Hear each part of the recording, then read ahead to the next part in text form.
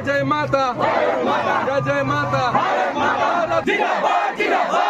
Nursery जिंदाबाद nursery जिंदाबाद doctor Himanta Biswa Sharma जिंदाबाद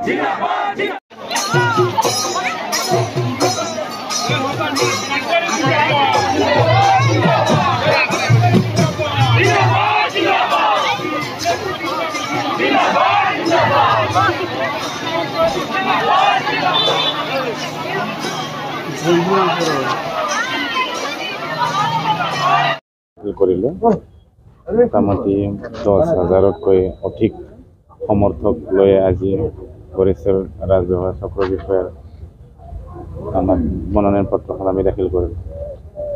কি ক'ব কেনেকুৱা কিমান ৰাইজৰ সহায় দিছে? এইটোতো আনএক্সপেক্টেড, মই ভাবাই নাছিল যে যিখিনি এষ্টিমেট কৰিছিলোঁ যিমানখিনি আহিব বুলি ভাবিছিলোঁ তাতকৈ বেছিকৈ আহিছে।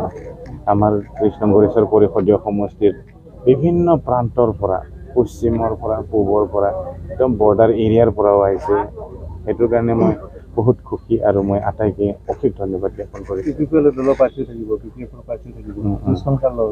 থাকিব আৰুতো বেলেগ বেলেগ পাৰ্টিৰো আছে, UPPL BPF-ৰ বাহিৰেও আৰু বহুত কেইটা দলৰ কেণ্ডিডেট আছে আমি গম পোৱাত। গতিকে এইবাৰ খেলাটো বেছি মজা লাগিব। আমাৰ সমৰ্থক আজি এই মনোনয়ন পত্ৰ দাখিল পৰ্বত আজি আহিছিলে আমাৰ কেণ্ডিডেট শ্ৰীযুত নাৰ্জাৰী ডাঙৰীয়াৰ সমৰ্থনত, আৰু ইতিমধ্যে মনোনয়ন পত্ৰ দাখিল কৰা হ'ল আৰু মনোনয়ন পত্ৰ সকলো ফালৰ পৰা শুদ্ধ মনোনয়ন পত্ৰ দাখিল কৰা হৈছে। আমি ভাবোঁ যে 4 তাৰিখে যেতিয়া ইয়াৰ স্কুটিনি হ'ব, গতিকে তাৰপিছতে আৰু আমাৰ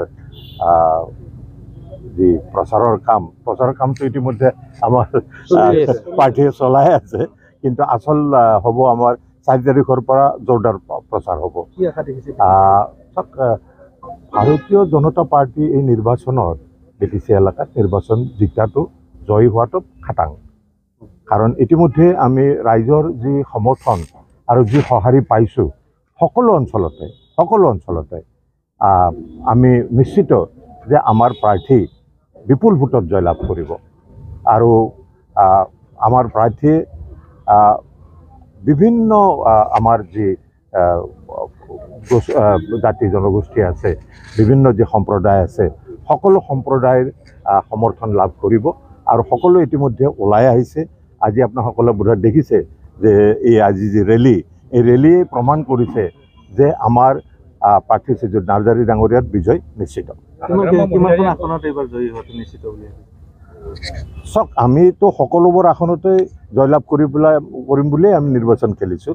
আমি যিহেতু নিৰ্বাচন খেলিছোঁ, সকলোবোৰ প্ৰাৰ্থীয়ে আমাৰ জয়লাভ কৰিব, এইটো আমি এই ক্ষেত্ৰত আৰু জয়লাভ কৰিম কাৰণে আমি তেখেতসকলক প্ৰাৰ্থিত্ব দিছোঁ।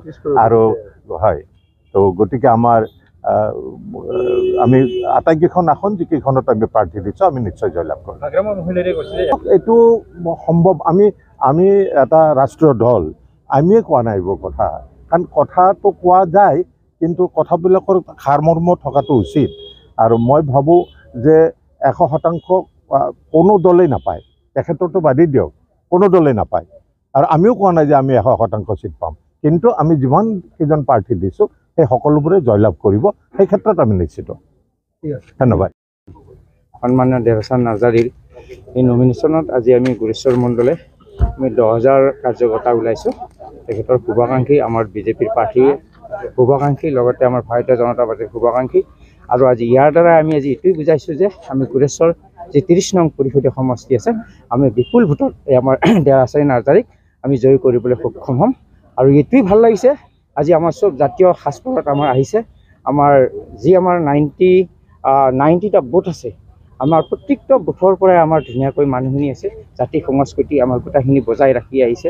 আজি আমাৰ বড়ো অবড়ো তাৰপিছত আমাৰ অসমীয়া বেংগলী যিও ভাষা সব ভাষাই আমাৰ যিটো জাতীয় সংস্কৃতি এই জাতীয় সংস্কৃতিৰ সাজপাৰ পিন্ধি আহিছে সেইটো কাৰণে খুব ভাল লাগিছে আজি তেখেত আমি বিজেপিৰ প্ৰাৰ্থী হিচাপে তেখেতক আমি বহু ভোটত জিকাম বুলি আজি আমি গোৰেশ্বৰ মণ্ডলে প্ৰতিজ্ঞাবদ্ধ হৈছোঁ গড়েশ্বৰত এবাৰ প্ৰথম